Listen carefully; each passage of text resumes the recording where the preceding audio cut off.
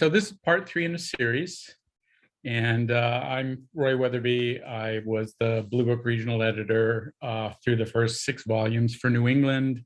I was an ASTA area VP, Northeast Region VP, and ISCA Northeast Region VP until they eliminated that position. I'm a past lodge advisor or Packagug Lodge 525. That's the virtual background on my camera.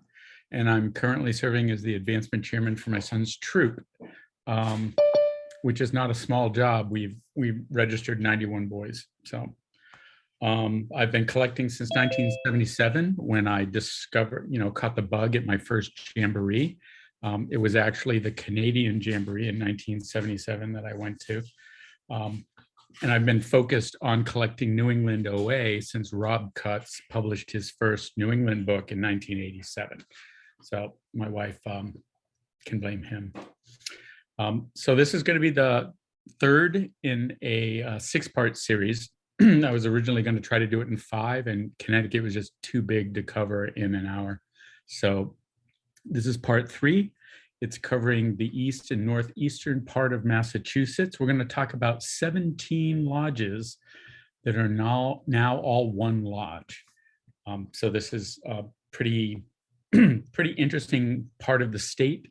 And obviously, you're going to see right off that it's it's probably the most challenging lodge if you want to collect all the ancestors. Certainly in this region, probably one of the tougher ones in the country. And in future installments, I'll be covering central and western Massachusetts. I think that's scheduled for 2 weeks. And then I'll be covering Connecticut in 2 parts. So Northeast Massachusetts is now all one active lodge. That's Penacook Lodge. It's covers Boston, greater Boston, and all the way north to New Hampshire and pretty far north and west. It's chartered since January 1, 2016. You will see later in the slides in the series part of the presentation that there are a lot of really hard to find issues from this lodge, despite how large the territory was at one time.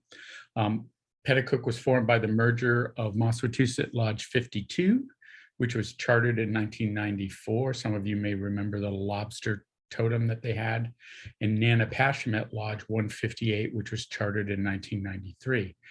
Massasoit has a bunch of really tough old name and number lodges to collect. So there was 195 King Philip, whose original name was 195 Matacam. 370 Massasoit became 370 Matusit in 1959.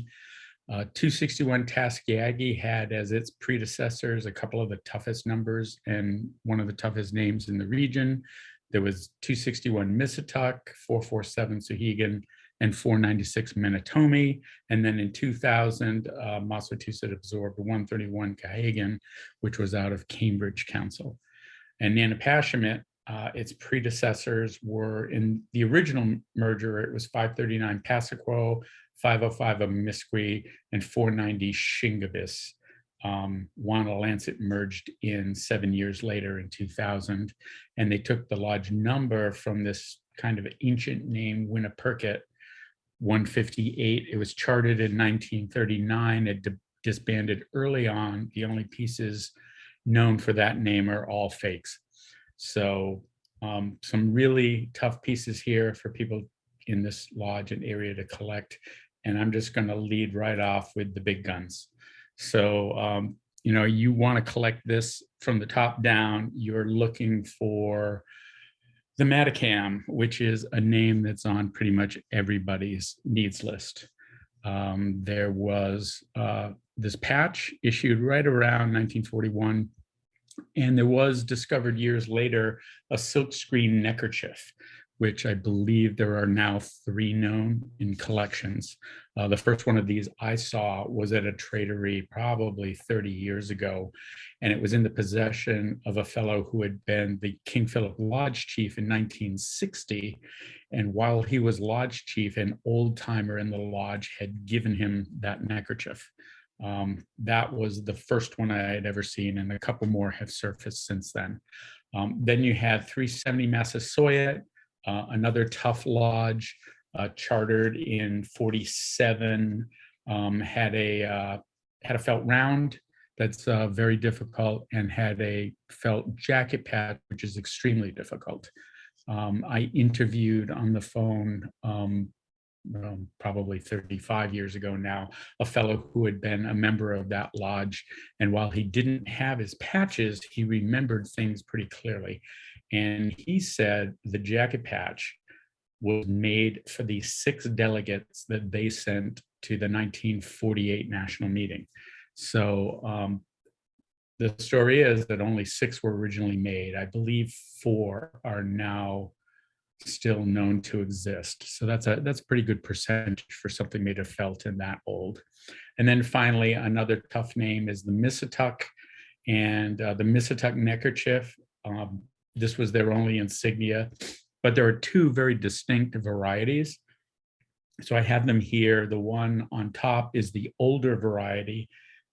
Blue Book has the order flipped, but that's just because sometimes things get cataloged in the order that they're discovered, and not necessarily knowing the order that they were issued. But this one with the very detailed segmented legs and the detail in the claw is the older variety, and this one, which is much beefier and with less detail, was the last known issue of the lodge. And we know this because Conley Williams, the Heart of Texas trader, was lucky enough to score a collection that had 7 of these in them, and a half dozen Missituck, half dozen Minatomis, and a half dozen Sahegans, apparently collected by someone who had helped close up the council office when, after all of the mergers. And so these were the leftover neckerchief.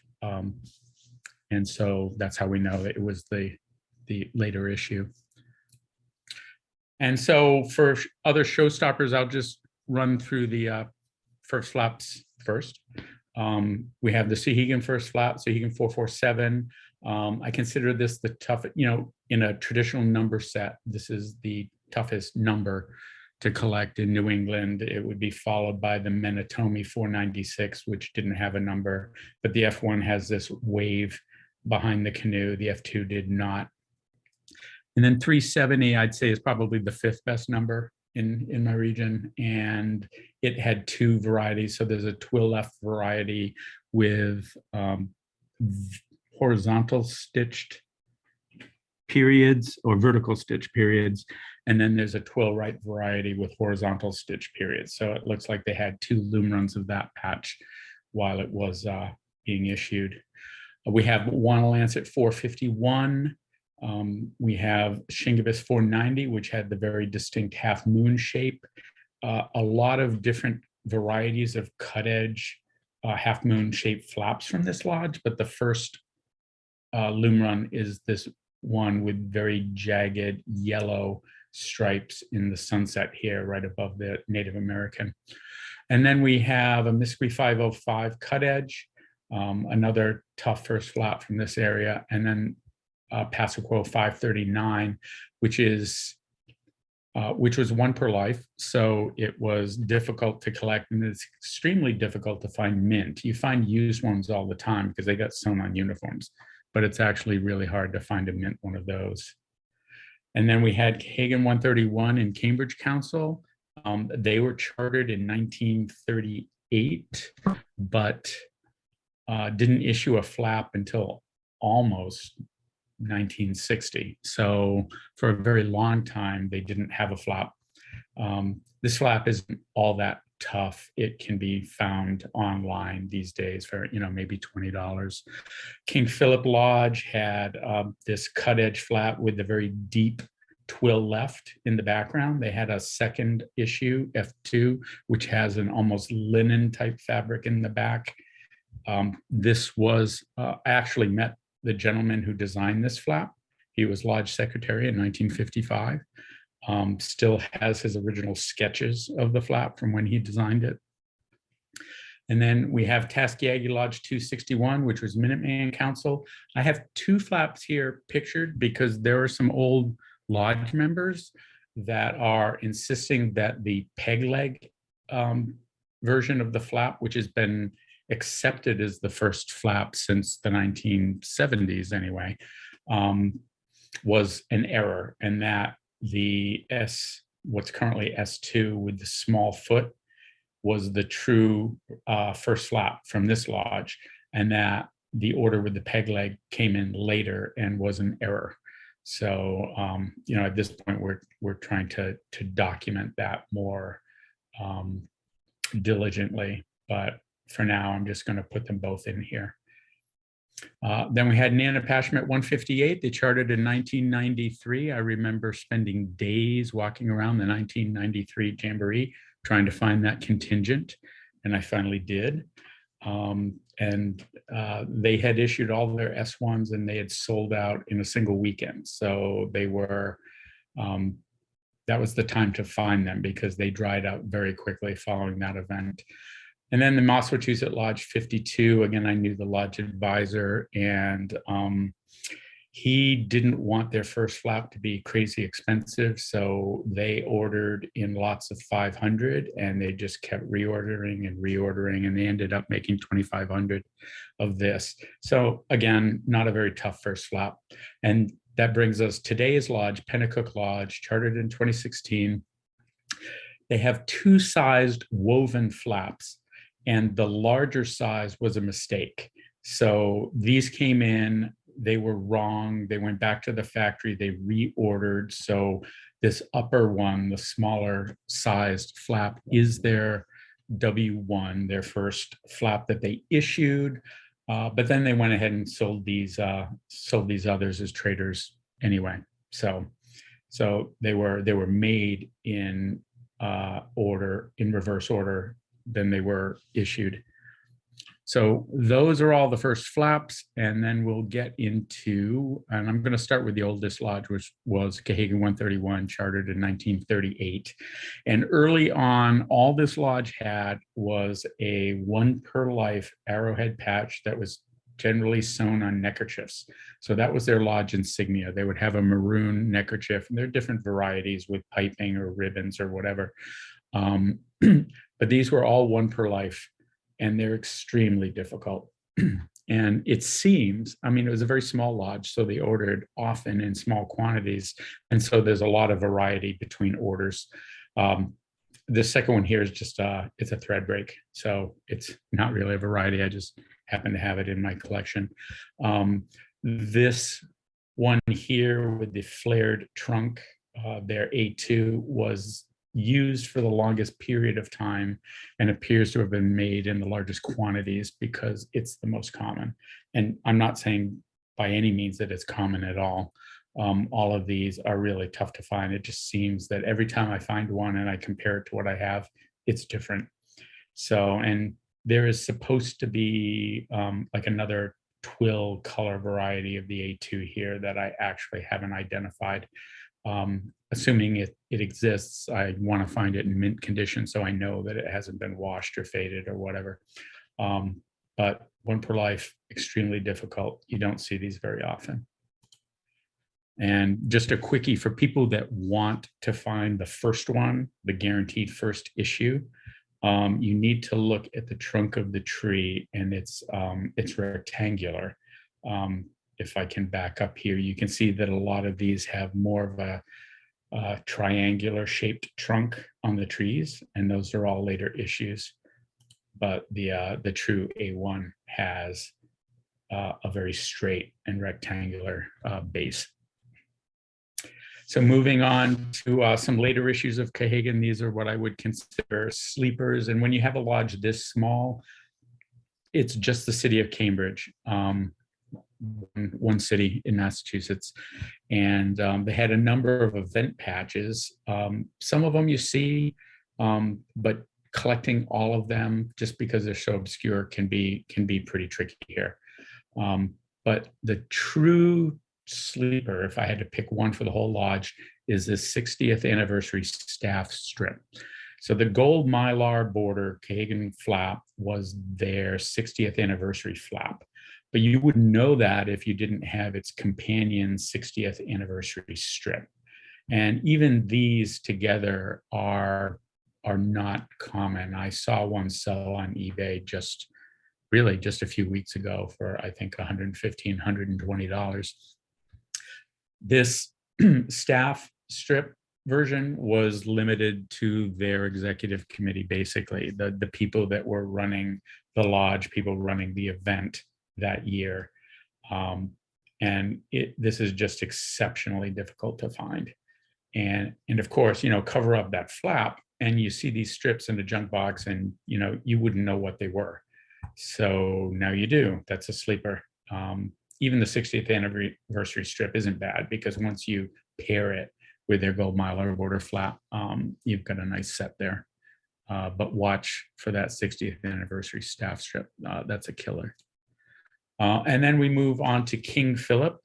And we've got some interesting pieces here that I bet most people haven't seen.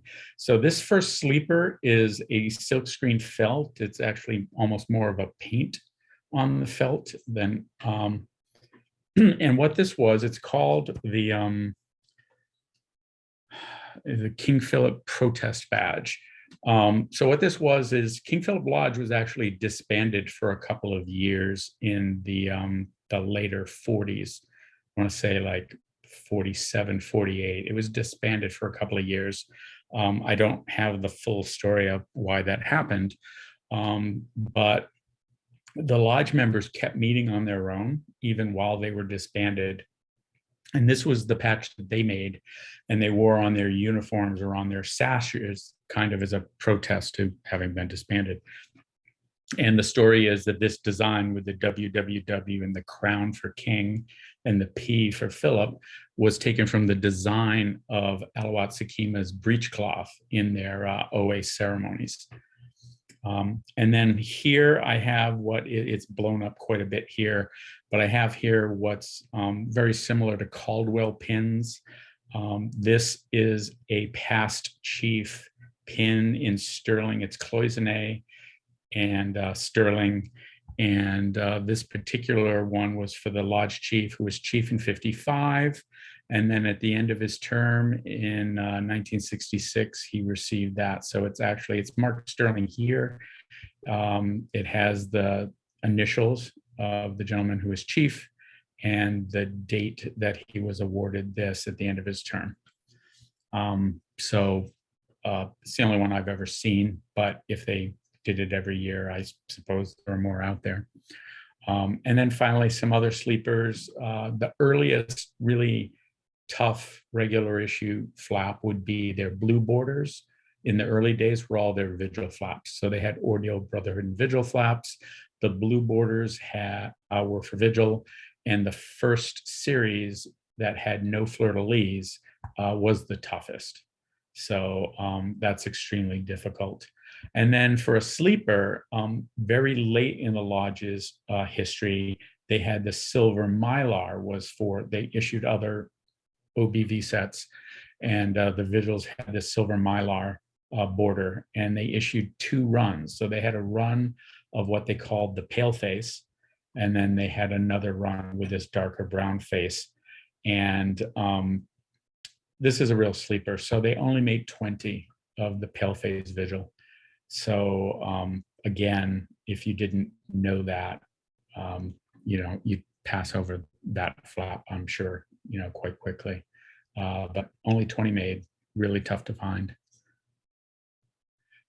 And then I'm just revisiting Missituck here because I can show you more detail of the 2 varieties of the neckerchief. So you have the detail in the arms and legs and the detail in the claw. And in the later version, a lot of that detail is lost. And some people suggested that it was maybe the same screen and it was just getting old and worn out and bleeding. But if you look at these side by side, they're really not the same screen at all. So even though there is, appears to be some bleeding maybe in this later run. And then for Souhegan, the sleeper is the misspelled F2. So this was already a small lodge. It was already a tough lodge. Their second run came in misspelled with an N, and lodge members corrected about 3/4 of them. So, so the first flap had the H, and the H and E connect at the bottom. That's the true F1. Then for the F2, the N, the U and the N connected at the near the bottom. The N and the E connected at the top. And so for the flaps that were corrected by lodge members, you find them where they, various quality fixes. I've seen this done embroidered. I think this one's kind of embroidered where they pulled out the threads and embroidered in a crossbar. I've also seen it just done with blue ink pen. And then the tell there is, you can usually see where the N was pulled out. And then the tell there is the tag between the H and the E on the top of these. And like I said, estimated maybe 3/4 of all the F2s that came in were fixed in some manner. So you tend to see this more often than the other two. And a nice condition misspelled is really one of the toughest flap issues in the entire region. I can really only think of maybe one more. So we'll move on to one Lancet 451, and this lodge has a couple pages because this lodge had a lot of sleepers. It was another small lodge, and the thing about this lodge is they were not just no trade; they were anti-trading, and so their stuff just didn't get out much. I mean, this 1981 anniversary patch wasn't even discovered in a collection for 20 years. Nobody had seen it. These dome-shaped patches were NOAC contingent hat patches. So they made these up and they would put them on their hats when they went to NOACs. And these are 70s and 80s, fairly early. They have some that are computer designed, but they have some that are kind of the cheesy Chinese or Taiwanese style embroidery here, and within these you get some variation because they were made more one at a time than in mass quantity like the computer designed one. And then another real toughie that took me years to chase down, literally, was the One Lancet Lodge underflap, fruit of the lodge underflap, and this was like an inside joke. And they would sew these on the inside of their flap. So they would have their lodge flap on the outside and they could flip it up and they'd have their lodge underflap on the underside. Mine's got a little thread break here, but I consider myself lucky to have found one. Pretty tough to find. And there's more to this story that we'll get to later on. And another thing I found, so I purchased an estate sale lot from a member who had been inducted into a One Lancet Lodge in 1962, and he had a bunch of leather items. And so it looks like he had worked on some more deals later. And so this 59 and this 58. So this 58 was attributed in Blue Book to Lodge 505 because Bill Tupkus, when he discovered it, it came with a bunch of 505 patches. And so it got stuck there. And 505 and 451 here were pretty close together. They were neighbors. And I found this 59 later in a lot of One Lancet 451 items. I don't own it. This picture was saved from eBay, but this one was thought to be 505. This one was thought to be 451. And then when I picked up this estate lot, I found a bunch of other leather items. This 1962 Ordeal Candidate patch, this 1965 Ordeal Candidate patch, another leather item for 1963, another leather item for like the Ordeal clan leaders. And it just seemed that like this lodge had a tradition at that time of presenting their Ordeal candidates with some version of a leather candidates patch. These look like they were like literally hand drawn with black ink, but this was kind of block printed, and this one was pretty neat. So I'm thinking it must have been block printed too. Really obscure. I've only ever seen one of each of these, except for the 1962. That was his year. So I actually have a couple of those. But, leather candidate patches was a thing, and particularly in that lodge.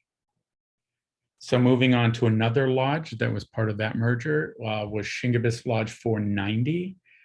They were the ones with the half moon first flap. In the early days, they had a neckerchief, and the lodge didn't issue the neckerchief. So and I've seen a lot of different varieties of this now, and I always wondered why that was. They all appeared to be homemade, and indeed, this flyer or this handout was given to lodge members with a design and specification for making your own neckerchief. And I think this pretty much explains the different varieties of homemade ones that I've seen out there. And I've seen some. This one was done like ink or silkscreen, but I've seen other ones that were embroidered.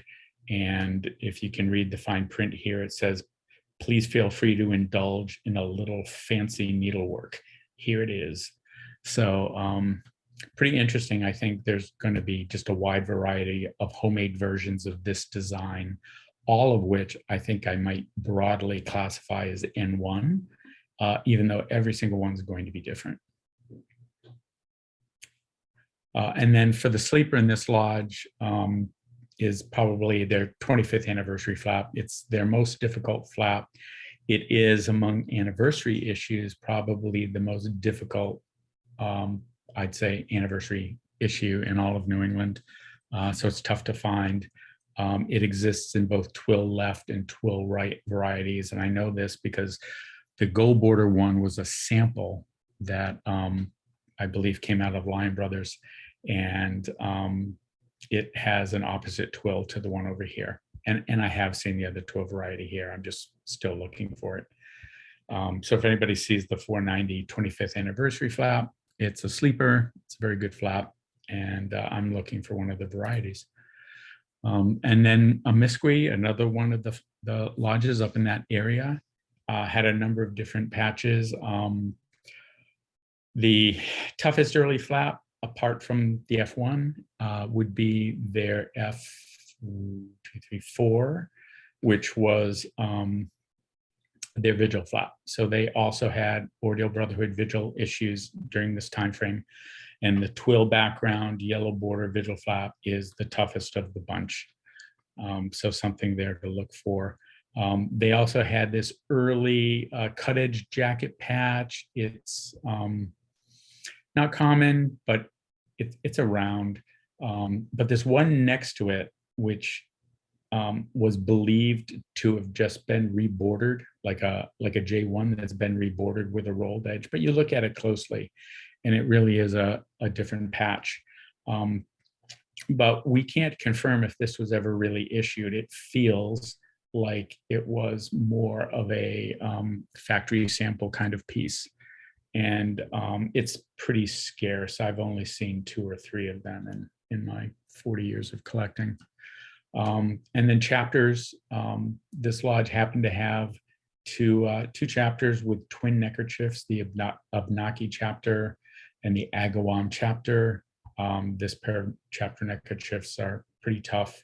And then here I've just tossed in this other design. This was found on a neckerchief, but it almost looks like it might have been some sort of design submission or prototype or something. So this was pictured at one point on OE images though. So I've thrown it in there. If there are more than one, then I definitely call that one a sleeper. And Amisqui 505 also had this very, very long tradition of running OA-sponsored Arrow of Light weekends. And so they've got many, many, many, many different kinds of patches. This is just a small sampling of them, but they've got neckerchiefs, and they had jacket patches, which I'm assuming would have been for the staff. They have different varieties. different twill varieties, different other stitching varieties. We found this old sash with this 10th anniversary Arrow of Light patch on it. The only one I've ever seen. It was clearly made to go on the sash. So I'm guessing this is more of a ceremonial piece, and that those ceremonialists still have them. And then again, with this giant jacket patch, it's only turned up a couple of times, and there were smaller versions as well. And I really tend to believe that most of this stuff was issued for the event staff, even though it doesn't say staff on any one of them. But some of them are common, some of them are not. The jacket patch is a sleeper. The neckerchief I just discovered 3-4 years ago. Spotted this in the same lot and spent a couple years trying to work a trade for it, and finally added that to my collection a couple years ago. But 505 had a thing for Arrow of Light weekends, and some of them are very obscure. So moving on to Tuskegee 261, here's another case where there's a cut edge jacket patch that was issued, and you can find it. And then almost the identical patch with a rolled edge added. And in this case, I mean, these were Asian made, and they all have tiny differences, but you can see how close to the lettering they cut that border. So it really does, in this case, look like they took a J1 and they just slapped a border on it, probably as a sample. I've only seen 2 or 3 of these in all my years of collecting. But the J2 that the lodge did issue was this design. It had a rolled edge, and the only difference was the fleur-de-lis over here on the right side. So thinking this is some kind of sample or prototype that the factory produced. And then over here, the Alangamat patch is a sleeper, just because anything like that that's earned, you could only earn it once. And so the people that earned them tended not to trade them. So pretty tough Alangamat patch there. And then this one just eluded me for decades. So in 1975, they had this event, Tuskegee Lodge Conservation Day. It's a red flocked felt on a white sateen or sateen-like material. It's actually one of the few sateens that are, from the New England area. And the 1975s, it's out there. It's not uncommon. But this 1976 one, I don't know what the story is, but you just never, ever, ever see it. And, it took me 25 years to work a trade for this and finally add it to my collection. Pretty similar. 75 is common, 76 killer. Sleeper right there. So moving on to Pasquo 539.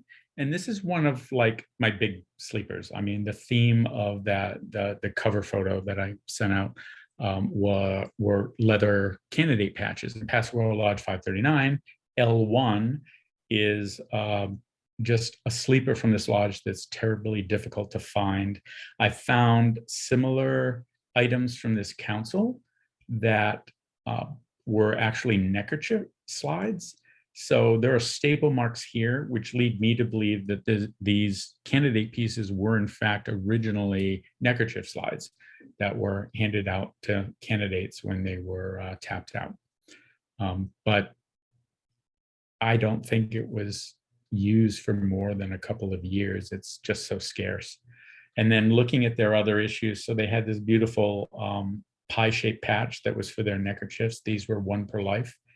They have many different varieties over the course of the lodge's history, but the earliest ones have a diagonal sky, and that's how you can tell the earlier ones. All the later issues have a horizontal sky. So again, any of those neckerchiefs are 1 per life, but the earlier ones in particular are pretty tough to find, and tough to find in good condition because they were worn. So moving on to the newer lodge that had been formed by the merger of the past few lodges that we spoke about, Nanopashment 158. This little guy here, again, I chased this for, it's probably close to 30 years. And they had, in the very early years of the lodge, they had a little service award that you could earn. And it was tiny. I mean, I was, when I finally got it, I was totally surprised by how small it was, because there was a picture of it. It was up on OE Images, and I just had in my mind pictured a kind of standard size 2-inch or 3-inch patch, and it ended up being, not much bigger than a quarter when I finally traced it down. This was one that I, just hadn't seen, and ultimately had to trade another piece out of my collection in order to get it. But I had been chasing this for so long at that point that I was happy to do it. This lodge had a couple of different ceremonies team patches. There's one here with yellow border. They also had one with a white border. They may have had others, because like I said, this was another lodge that had kind of inherited the no trade, anti-trade kind of spirit. So there just isn't anybody from that lodge really that does any sort of trading. Here, they inherited the Arrow of Light weekend from one of their predecessor lodges, and they continued it.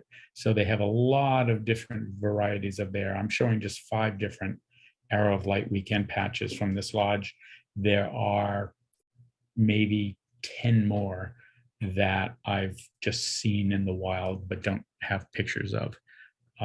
So again, it's an event that they hold very regularly, but this stuff just doesn't get out.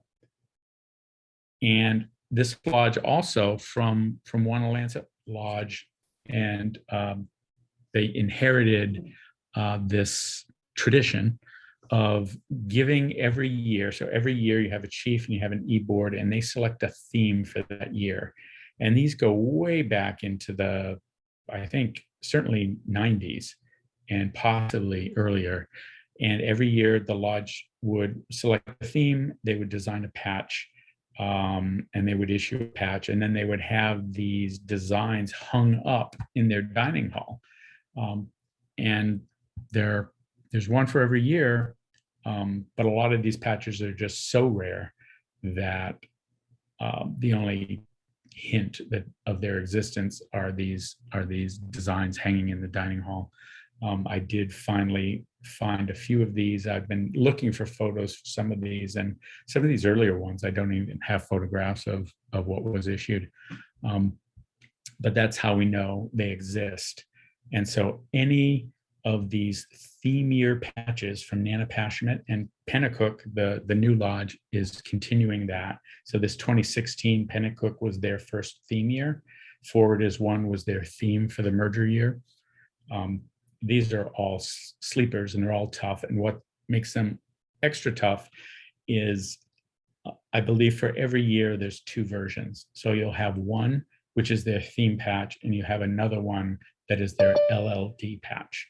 And it'll be the exact same design, and it'll just have LLD somewhere on the patch or ghosted into the background somewhere. All of them are killer sleepers. And so here are some that I've either found or have found images. And you can see here where, the 2008, 2009 patch is the same except for the LLD. This 2009, 2010 version, there is a LLD version. There's an LLD version of the 2010, 2011. This one shows the LLD version, though it's probably really hard to see. It says Yankee Clipper Council, Boy Scouts of America on their theme patch, and Yankee Clipper Council, BSA, Lodge Leadership Development down there in the corner. So not only do they have these theme patches coming out every year in apparently limited quantity and limited circulation, they'll have an LLD version every year too. I've only documented a fraction of these. So if anyone listening to the video version of this later on, if they have any images even of patches that I don't show in this presentation, I'd really appreciate just receiving some of the images. And then Nanopashment, they picked up the underflap tradition from Lancet Lodge. So this Lancet Lodge 451 underflap spawned underflaps for each of their lodge chapters. So there were 4 councils that merged into this lodge, and they had 4 chapters, and each chapter had their own underflap. So you could have your lodge flap on top, and you could have your secret underflap underneath that you could flip up at meetings. The only difference between these bottom 2 are it's on a white twill, and there's a twill left, twill right. But they had a Shingabus chapter. The Pawtucket chapter was the turtle totem. It was Lancet became Pawtucket chapter. Shingabus Lodge became Shingabus chapter. Passaquo Lodge became Passaquo chapter. And a Misqui actually became Wamasit chapter. But that's the full set of chapter patches from that lodge, and all inspired by the Lancet Lodge, fruit of the lodge underflap. So moving on to Matusit, which was in Boston, Boston Minuteman after the merger of those 2 lodges. And for sleepers, I'd say this is something I'm still chasing. So I'm going to put it in there. They had troop leader seminars or troop leader development courses held. And the first series of these, black border for participants, light gray border for staff, event staff, the troop leader seminar, and then their next series, say, troop leadership seminar. And then they use the troop leadership version for years. So the troop leadership version you can find in both colors, black and light gray. But this troop leader seminar with the gray border has just eluded me now for 20 years. So if anybody finds one, definitely interested. And then for a number of years, they did this camp improvement series. And this was initially a fundraiser.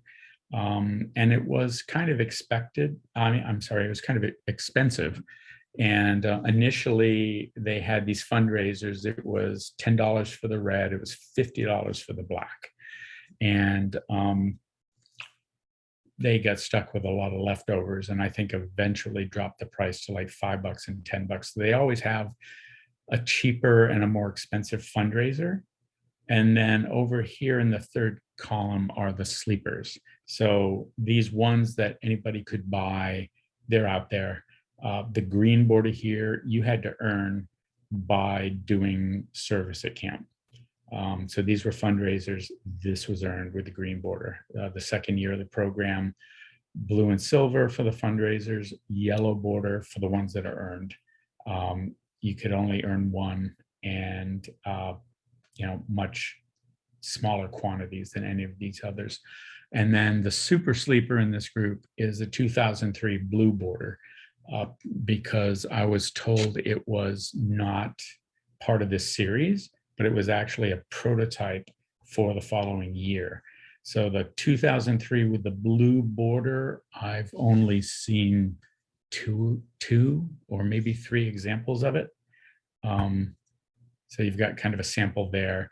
And then 2004 with the blue border was their $5 fundraiser. So anytime I see these turn up online, I'm always checking the date there, looking for another one of these. Though I know a lot of people in that lodge looking for the yellow and green as well. So those are your sleepers in the third column. Other sleepers are their earned Langamat flap. This was issued much later in their lodge's history. So not long before they merged. This is 2010s. And then a couple of years, they did gold mylar border golden ticket flaps, which I know some lodges do. Matusit only did it in 2012. And then they did it again in 2015 for the centennial year. But, obviously, both of them were extremely expensive. You would typically only buy one. The people that have them don't let them go. So these are the Matusit sleepers issued in the last 10 years or so. And that brings us to the current lodge, Penacook. And like I said, for a lodge that's only been around since 2016, these guys have a lot of sleepers. If you wanted to pick a showstopper, I would say at this point, the silver mylar bordered Northeast Region Chief flap is probably the toughest to pick up. This was the version, they had another border that lodge members could buy and trade, but this is the version that the Northeast Region Chief gave out himself at events. So that's a bit of a showstopper. And then in terms of sleepers, again, those year themed patches. So this is the 2016-2017 theme patch, the 2017-2018 theme patch. They do it every year. So on the next slide, I think I have some images of designs that they've published on their lodge website, but I haven't seen the patch for. And then this, it's not really a leather, it's more of a vinyl but they produced these Vigil Honor triangles for one of their Vigil weekends earlier in the decade. And it's almost a jacket patch. It's larger than most of these. These images were all taken at different times, so that none of them are to scale. But this is something to look for too, because I suspect that there weren't too many made. And then moving on to the ones that, you know, these are newer themes. The images are right on their website, the 2018, 2019, 2019, 2020. I haven't seen the design for 2021, but this appeared on their website, you know, within the past few months, their 2021, 22. And traditionally, you know, they would design these theme patches and they would issue patches and potentially also issue LLD patches in the same design. So these are all ones that I'm looking for. I have not seen this in patch form. I have not seen this in patch form. This one on the far left, 2018, 2019, I have seen. Still looking for it myself, but I know this patch was made and I suspect these patches have been made or the 21, 22 will be made. And then finally, this other design on their website for their inductions team certainly appears, let's say, patch-worthy. It looks like something that could be produced. They like to, you know, design things and produce them, and then, you know, collectors outside of the lodge never ever see them. So again, these theme patches, tough to find. Definitely interested in any that anybody sees. So that's it. You know, this final slide here is just a shameless plug for some that I need. There are a lot of sleepers in this presentation that I still need, just because they're so hard to track down, particularly since sections haven't been meeting for conclaves for years. Best time to spot these things in the wild are section conclaves, and these guys are in my section, so I would see them had we not, you know, been virtual the past couple of years. So certainly interested in any of these. If anybody has them or finds them, shoot me an email. And, you know, from Nanopashment and Penacook, I need almost all of them, and they go back well into the 90s. So there's a lot of them out there. So thank you. And yeah, we'll meet again in 2 weeks, and I'll talk about Central Massachusetts, which is where I'm from. So I'll be able to talk about my lodge and some of the things there. And I guess now we can open it up to questions. Tell me where the anti-patch trading decades came from.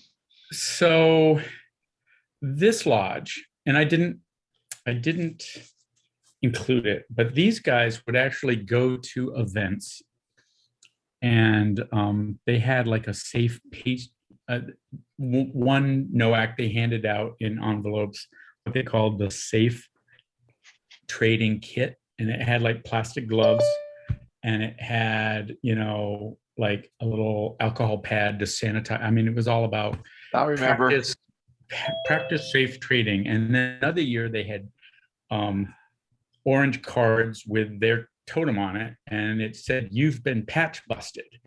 And that was at the 92 NOAC I got. So these guys dressed up in white Tyvek suits like the Ghostbusters and ran around. they ran around the NOAC with super soakers and would literally hose people that were trading, and I got soaked. Pretty obnoxious. So Now, any particular person or any it great was. story? It seemed to be the whole lodge. You know. Yeah, I went to an early 70s